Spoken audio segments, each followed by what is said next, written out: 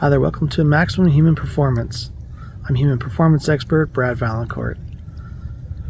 Today we're going to talk about burnout.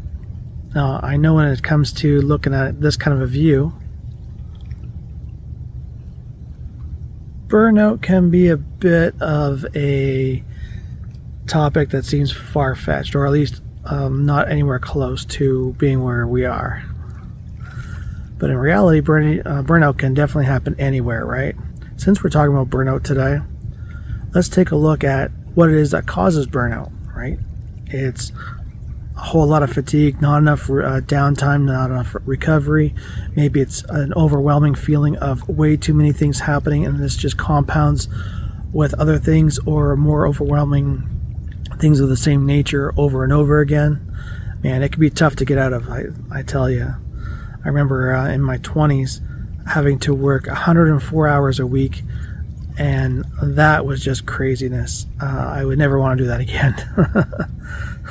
I was working during the day packaging car parts, and at night I was firefighting for some of the larger industrial industries.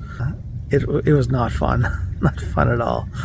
So if you're feeling any kind of burnout right now, my heart goes out to you. But it doesn't have to be that way. And that's the number one thing. It does not have to be that way. No matter what you're seeing right now, there are other opportunities that are right there. You just can't see them because you've got the blinders on, right? And with those blinders on, it's real tough for you to see anything but what it is that you're used to seeing. And that's going to lead to more and more burnout, right? Like, what good is that? When I was working those 104 hours a week, I did that for 2 years. Do you think I could make any gains at all in any aspect of my life? No.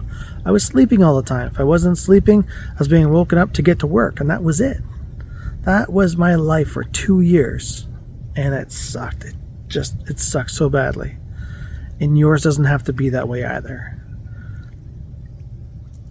Later on in my 30s, I was so burnt out again, this time not working 104 hours a week, just not having taken a vacation in 8 years.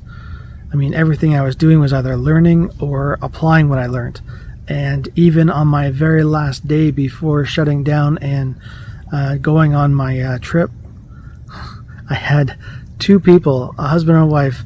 The husband was a marathon runner, and his wife was on the national canoeing team, and they were experiencing some burnout issues physically.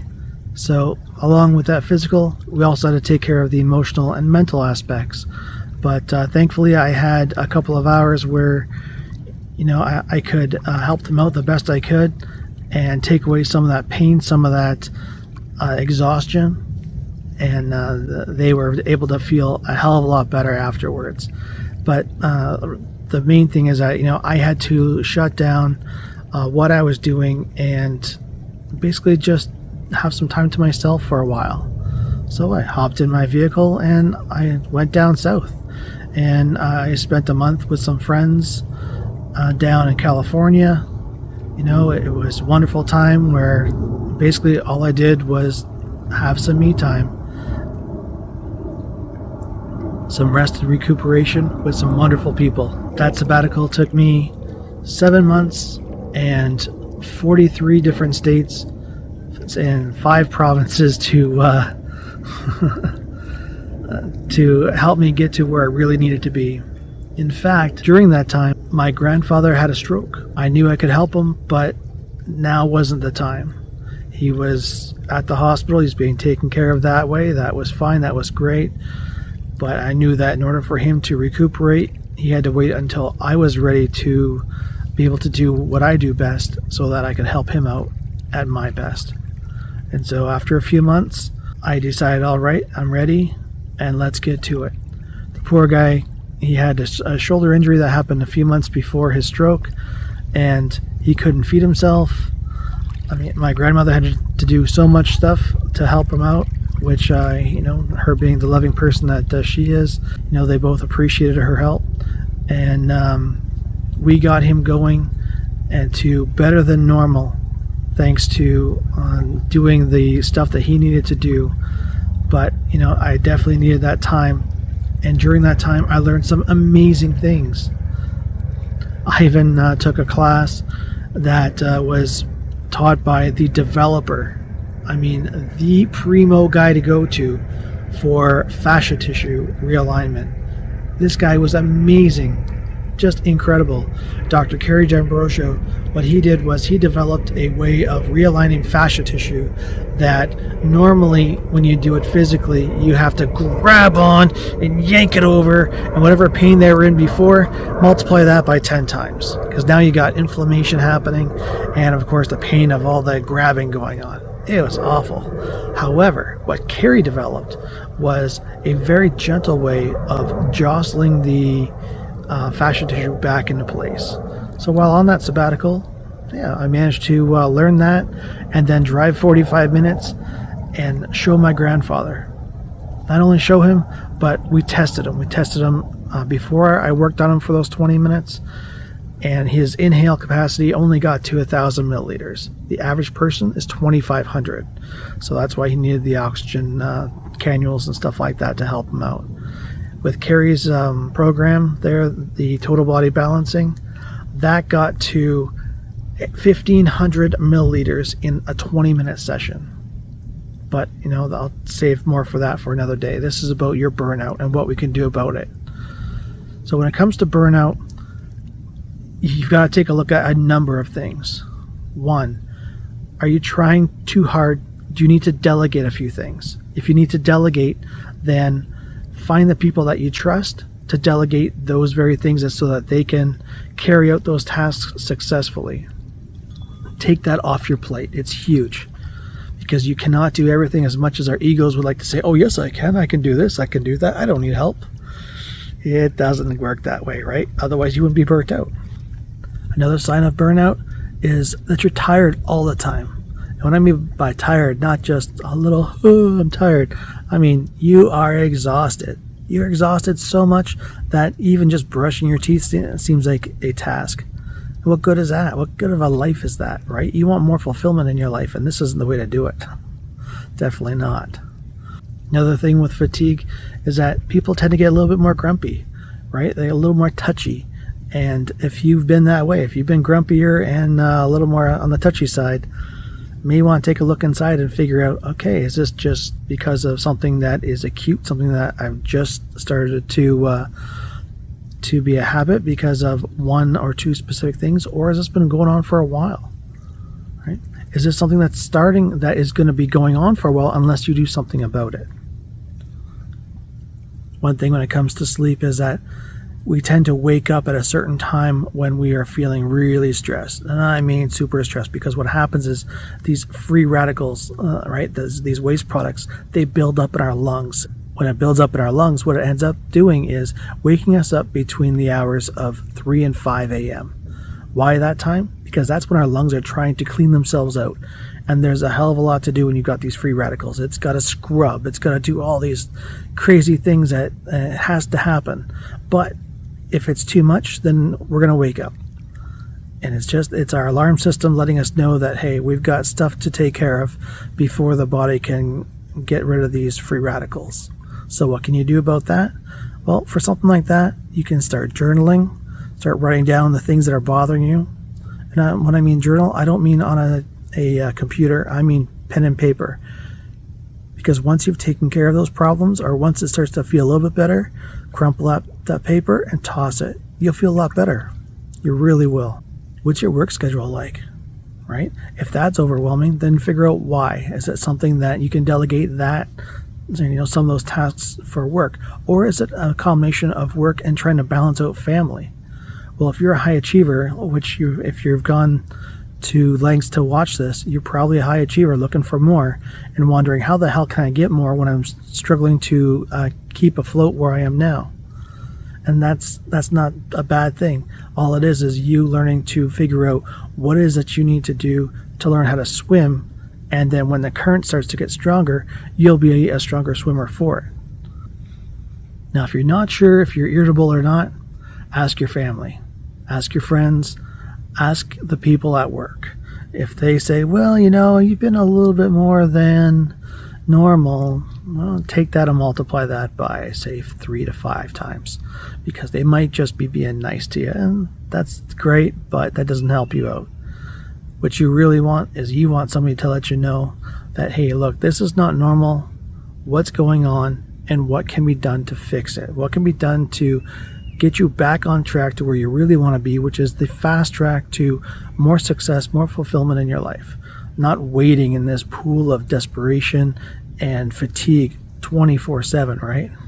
Now, if your sleep pattern is really sporadic because of all this extra stress, then you got to figure out, am I going to bed at weird hours? Is it inconsistent? Am I waking up at weird hours, or is my wake up time inconsistent? Am I doing something that really does not allow me to get into that nice deep sleep and do the full cycles that need to happen throughout the night, right? Are you having too much stimulation right before going to bed? And that could be anything from a stimulant like a coffee to something else that doesn't allow your brain to just wind down on its own. Screen time is a huge one, right? By letting go of screen time about a half hour to 45 minutes before, you'll be far better off. I mean, so much better off. Your sleep is going to improve. Now, if you're one to fall asleep with a TV on or with a video playing on one of your devices while you're sleeping, you're going to pay for that huge, because what happens is your body doesn't shut down. Your body doesn't shut down enough, and instead what happens is you end up disrupting your sleep. Your sleep pattern goes all over the place. Maybe you've got a loss of appetite. Normally you're one to have good eating habits, and you just don't feel it these days because of all that stress. You start eating up what's going on inside, meaning that your muscle mass, that starts to get eaten for energy. Your body will turn that into glucose. And then when you try to get even more energy to pour out, you just don't have the reserves. When it comes to your mood, do you easily get depressed? And is it real hard for you to get out of that funk? I mean, if it's tough for you to get out of that funk, then there's a problem. And if you don't see it, maybe your family members see it. Maybe your staff sees it. Just take a good look and find out, do all these things that I've mentioned start to add up? Do they start to create a picture for you that something is wrong, that you got to fix that? All right, so all this is going on. You figured out, okay, yes, I've got some stuff going on here. I'm exhausted. I mean, I'm totally burnt out. What do I do about it, Brad? What do I do? How do I fix this? Don't worry, I got your back. Here's something that author Stephen R. Covey and Body Talk Association have in common. They love to deal with whatever's top priority first. So when you look at something that is causing an issue, you need to look at what is it that's top priority in order to fix it. Let's take somebody's tension headaches, right? Because when you're burnt out, a lot of times you get these tension headaches. These shoulders are up and your head's forward. You got all this tightness in the back of your neck. Your jaw might even be clenched most of the time. What do you do about it? It's awful. Well, one of the first things that you can do, if that's a top priority thing, is to pull on your earlobe towards the shoulder like this, continuously, like that, for 25 to 30 seconds. Pulling down and away continuously. What's going to happen here is this is a neurovascular point for one of your rotator cuff muscles, which is hunching up and around your ears, called the supraspinatus muscle, which is basically just one of the muscles on top of the shoulders here. And then after you're done pulling on this earlobe, and you can do both at the same time. You can do one then the other, whichever is more comfortable for you. Now the shoulders, you can see even my shoulder came down. And I am definitely not burnt out. When you only deal with the top priority things in your life, then that's going to save so much more room. You're not going to feel that overwhelm. You're not going to feel totally burnt out because of what's been going on. You've only been dealing with the top things and delegating the rest, or just putting them for another time because they are truly low priority, right?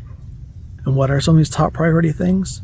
Well, if you are burnt out, there's a good chance that what you've been doing is having everything a level 10 out of 10 importance. But is it really that way? Does it have to be that way? No, definitely not.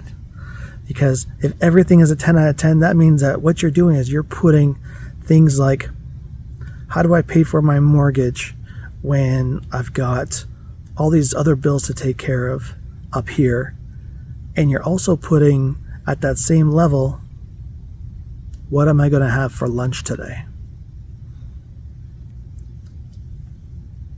As you hear it, as you hear yourself say it, right, you're going to realize that, gee, I've been putting everything at a top priority because it's been the easiest thing to do.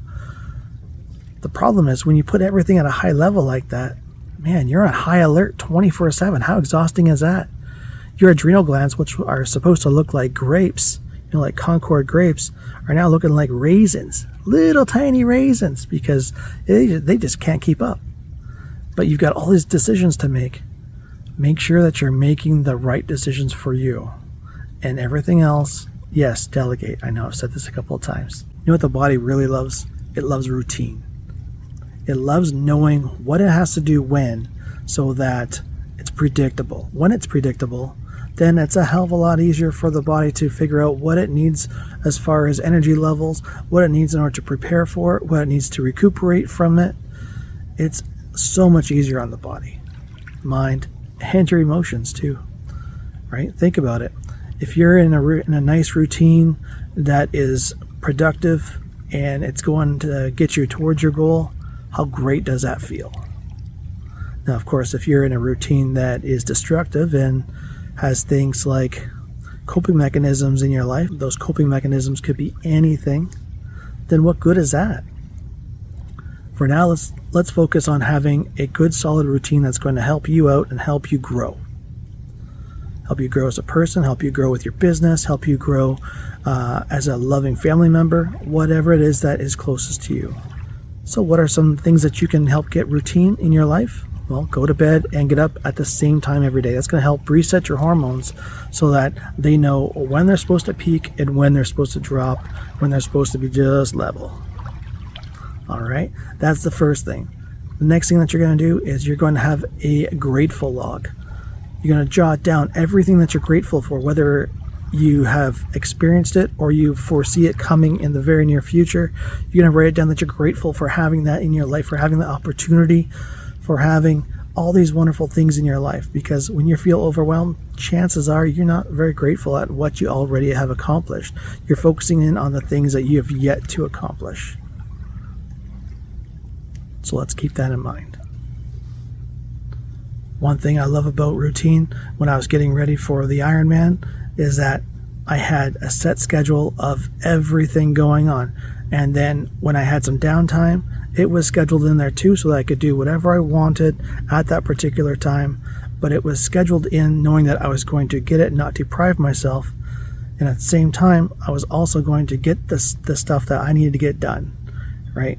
Getting the top priority things done at the right time is so important, right? Timing is, of course, crucial when it comes to anything in life. I mean, it's gotten to be a cliche, and yet it's still so totally true. Think about when you're making a meal, right? Let's say that you're making a pizza. Would you say put the cheese on after you've baked it and you're ready to eat it? No, timing is important. You got to put that on and then put it in the oven. It's just not the same. It's not a pizza. I don't know what it is, but that is not good. No thanks. When people are burnt out, they have a huge tendency to either hold their breath on the inhale or not breathe out enough on the exhale. Why is that important? Because many studies have shown that if you don't inhale enough and get enough oxygen to the brain, that's going to cause some neurological problems. And that could be anything from increase in panic, lack of creativity because you're not getting the raw nutrients to where they need to go in the brain. Could be a number of different issues. Now, if you're not exhaling enough, that means that you're holding on to shit. You're holding on to carbon dioxide, waste products, and when that's happening, then you have all these physical ailments which could increase your fatigue, and that increase in hypertension, that's going to be there too. When it comes to breathing, make sure you breathe because it's so important, as I've just stated. So if you need to write it down somewhere where it's going to help to remind you, then write it down. It's going to help you out so much. I know it's helped me out such an amazing amount. You know, it's funny. One of the first things that they taught us in firefighting school, which is so true for every aspect of life, is never go into a burning building if we have to go in and save you too. because that's extra work for us, and there's no guarantee that you're going to get out. Now, what does that mean for the everyday person like yourself? Well, if you aren't helping yourself out, then you can't help anybody else out. So if you're trying to help people in a service business or even just with your family, and yet you're the one that's burnt out all the time, then you've got to take care of what matters to you most, which is you. When you take care of yourself, then you can help others afterwards. But there's no sense trying to help anybody, because they're not going to believe that you can help them, because they're going to take one look at you and say, look at you, you're all burnt out, you're a mess. There's no way you're going to help me. I won't ask you for help. You got to help yourself first. And that's exactly what their facial expressions will tell you. So make sure to help yourself out first every single time. When you do that, you'll be far better off at helping anybody else. You will. You're going to be so much better off compared to where you currently are. Another thing for you to do is to make sure that you're doing stackable wins. If you've got a massive project going on, or maybe a massive goal, then make sure that you have got within that goal smaller goals that you can attain that stack on each other, so that you can focus on those, knowing that that's going to help build you towards your ultimate goal. When you do that, life seems a lot easier for you, and you're not going to feel that same overwhelm, and that same burnout will be diminished so much. You're going to be far better off, trust me. These stackable wins can be each day, they could be each week. Just figure out what it is that's going to work best for you to help you get towards your goal the quickest. How great are you at having expectations? Do you expect a lot in life? What about what you get back out of it? Do you expect even more? Maybe instead of having so many expectations, start asking questions on how you can achieve these goals and finding better ways to achieve them. When we have expectations, we stop asking questions, and that's no good. We need to keep asking questions so that we can find the best possible way to get there. All right, so you've delegated the stuff that you don't need to take care of on your own, right? Taking out the garbage, maybe it's laundry, maybe it is, some remedial tasks at work that you've got qualified people who can handle it and create more time for yourself. Excellent. Go ahead and do that. Now it's time to narrow your focus, meaning that we narrow what you're focusing on, but you can go deeper into how you're going to accomplish these goals and what you can understand, what you can learn, all these wonderful things about the things that you're focusing on. And if you only focus on one or two things, but these are the most important things to get you to your goal, you allow your team and outsourcing to take care of the rest, you're golden. Right? Because you're going to focus on just the really important things to help you move the needle to where it's got to go. All right, we're almost there. You've got all these wonderful things that you can do to get yourself out of burnout quickly, but I've got something that's going to help you get there even faster. And since you've been hanging on this long for the podcast, and I really appreciate it, this is what I'm going to teach you. This is called switching. When you are stressed, it just takes a moderate amount of stress, and you are definitely going to feel tender in a certain part of the body. You've got these inlets on the collarbone, here and here. So place your thumb and middle finger right where mine are, right there. Okay, they're right on those inlets. Find those inlets. You don't have to press, just lay them there. The more stressed you are, the more overwhelmed you're feeling, the more burnt out you are, it's going to be tender. And we don't want it to create any bruises. All we're trying to do is lay them in there. So place those fingers right there, and then you're going to inhale, tap your forehead, exhale, tap your heart.